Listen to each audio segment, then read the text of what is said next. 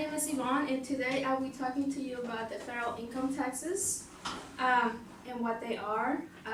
According to the Tax Policy Center, they made a poll and they found that 50% of Americans will have to pay federal income taxes. So why is this important to you? Because all Americans have to file income tax return. If you have an income above a certain level, it depends on your filing status, your age, and what type of income you receive. A tax return serves as a statement to the government to know what your income is and for them to assess the liability. So now we'll discuss the laws that affect federal income tax, who needs to file, and where to file. So the first federal income tax was imposed during the War of 1812. It was imposed to cover for a $100 million debt that was incurred through the war. After the war was over, they took out that income tax.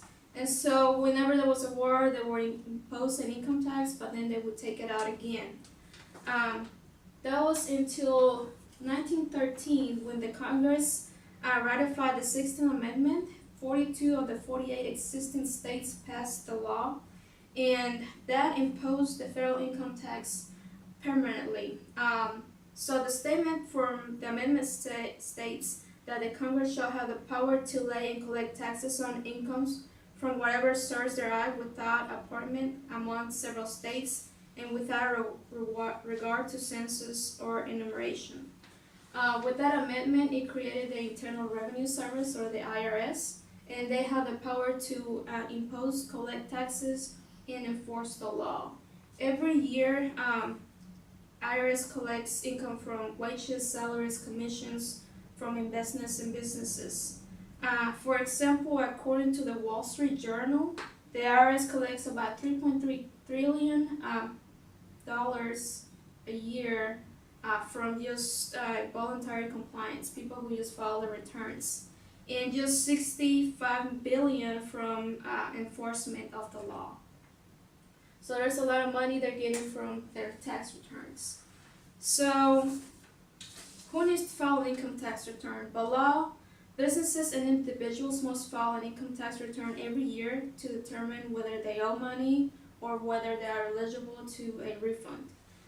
The United States uses a progressive tax system, whereas your income grows, your income tax rate grows with it. Individual income taxes are computed with the taxable income. They deduct your education expenses, some medical bills and mortgage interest, but they don't have a whole lot of stuff they can deduct from it. And business get to deduct most of their business expenses, so they get less taxable income. So now we'll discuss how to file, where to file your income tax return. According to the IRS, you can either file through paper filing, mailing it, or through the software online, which is a cheaper way to do it, or with tax professionals. A lot of people don't do paper filing anymore because it can be tedious and it's not as fast. And software, you can just answer questions and turn it in online and you get your refund faster.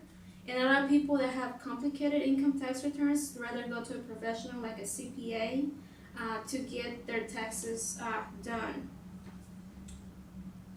So in order for the government to function, they have to collect revenues. In most developed countries, according to research from Professor Timothy Matthews, in 2013, 91% federal government revenues were attributed to taxes from income tax returns. So it's very important for the government to get that money. And it's important for everyone to know that, if you're overpaying taxes or you're underpaying, because we're all paying for it.